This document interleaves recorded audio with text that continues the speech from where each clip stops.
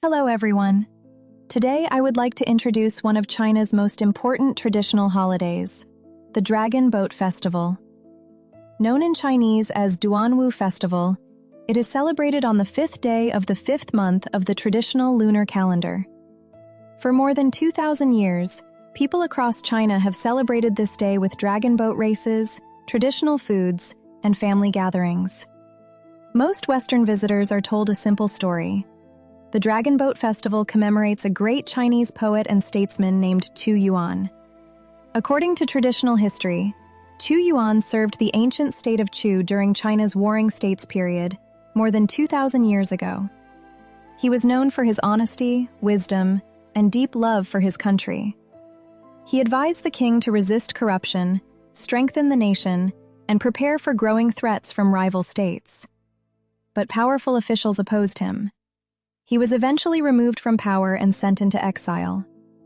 Far from the royal court, Qu Yuan continued writing poetry expressing his concern for his country and his hopes for its future. His works became some of the greatest treasures in Chinese literature.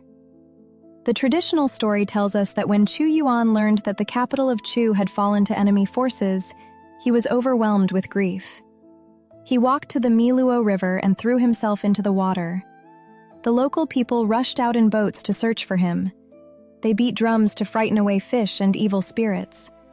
They threw rice into the river to protect his body. Over time, these acts evolved into the dragon boat races and zongzi, the sticky rice dumplings still enjoyed today. That is the story most Chinese children learn.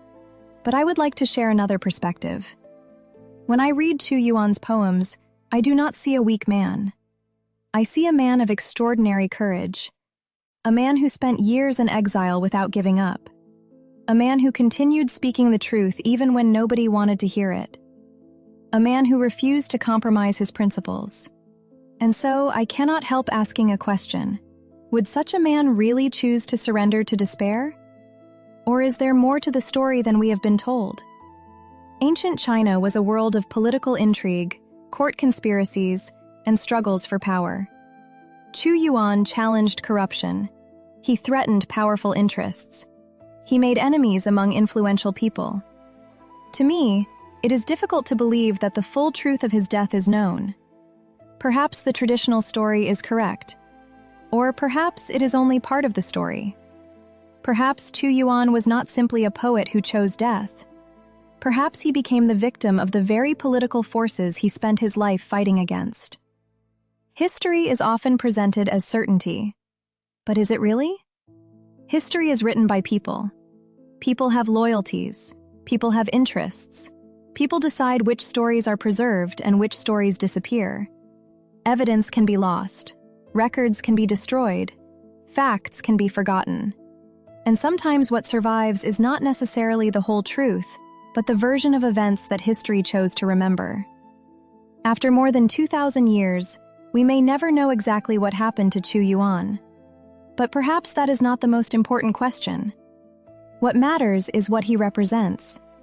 Whether he died by his own choice or became the victim of political persecution, Qu Yuan has become a symbol of integrity, a symbol of courage, a symbol of a person willing to stand for truth, even when the cost was everything. That is why his name has survived for more than 20 centuries. That is why dragon boats still race across rivers every year. That is why families still gather together to eat zongzi. And that is why millions of people continue to remember him today. The Dragon Boat Festival is not simply a holiday.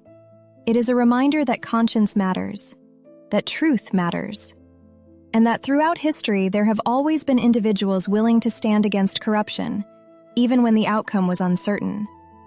Perhaps that is the real legacy of Qu Yuan. Not how he died, but how he lived.